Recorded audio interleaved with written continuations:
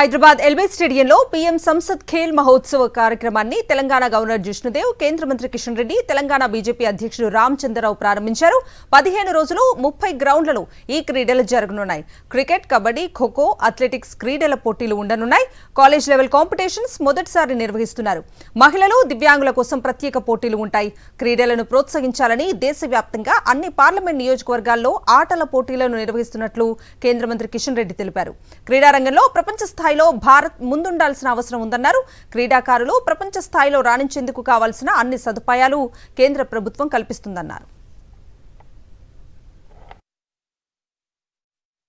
రానున్న రోజుల్లో మనం క్రీడా రంగంలో భారతదేశము ప్రపంచ స్థాయిలో రాణించాల్సినటువంటి అవసరం ఉంది.